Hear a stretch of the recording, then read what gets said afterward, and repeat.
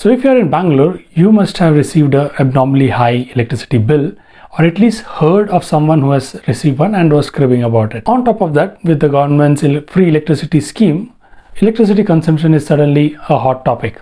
And I realized that I don't know enough of how electricity consumption is measured or even billed. So in this video, I am trying to figure out how electricity consumption is even measured. So let's pick up any electrical appliance. In this case, I picked up an LED light bulb.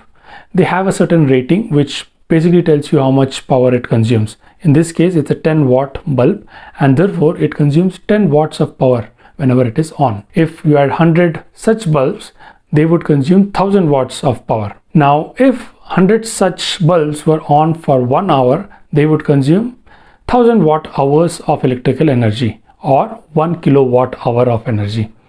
1 kilowatt hour of energy is what we call 1 unit of electricity, and that is how we are billed. Different electrical appliances are rated for different power ratings as well. So you have fans which consume 75 watts of power, you have TVs which consume around 100 watts of power. 110 ACs would generally consume around 750 to 1000 watts of power, and geysers might consume anywhere between 2000 to 3000 watts of power.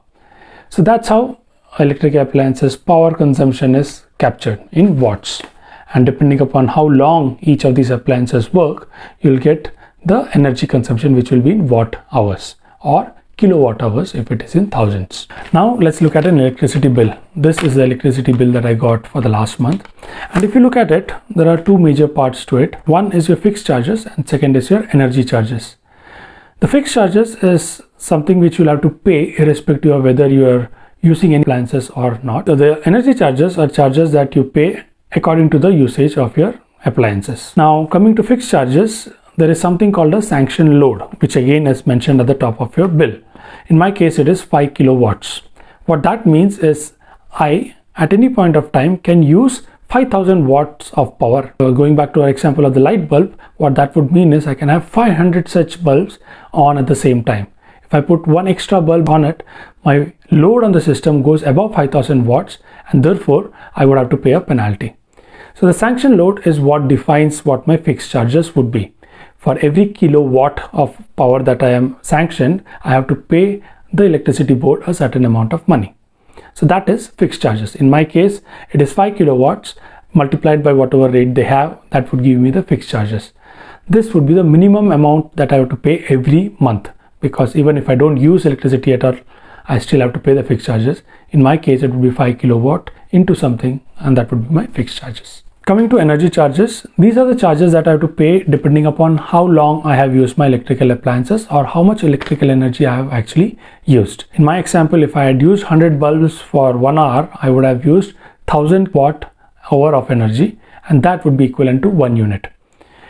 The electricity billing happens at a unit basis. For every unit of electrical energy that I use, I am charged a certain rate, and that is how I come up with my energy charges. Other than the fixed charges and energy charges, you have some smaller components like number 1, the fuel cost adjustment charges, and the tax as well. The fuel cost adjustment charges, for example, keep changing from month to month, and the tax would be a certain percentage of your energy charges. All of this put together is how your bill is generated. So things that you might have to look at if you're getting abnormally high electricity bills every month is number 1, the fixed charges. Do you really want that much?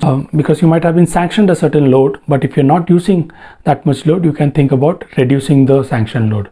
So in my case, if I look at my bill, it shows me how much was the highest maximum demand, or MD as it is called. In my case, it was 2.64 kilowatt, and my sanction load is 5 kilowatt. I can look back at a certain number of months to see what has been my maximum demand, or what has been the maximum load that I've been putting on the system on average, and that will tell me if there is a difference, if my sanction load is much higher than what I actually require. And if your usage is very low compared to your sanction load, you can go and reduce that load. If you are thinking about reducing your sanction load, do look at your historical usage and keep some buffer for future enhancement. That's number 1. Second is, of course, look at what your electrical appliances wattages are. Generally, things that heat, geysers, induction cookers and such are really high on wattage. Try to reduce their usage.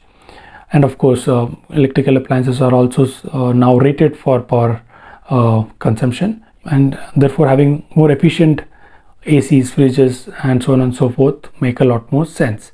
So if you have abnormally high electricity bills, I think these are things that you should be looking at. Now that you know how electricity consumption is measured and charged, now we can look at why you might have got an abnormally high bill in the last couple of months.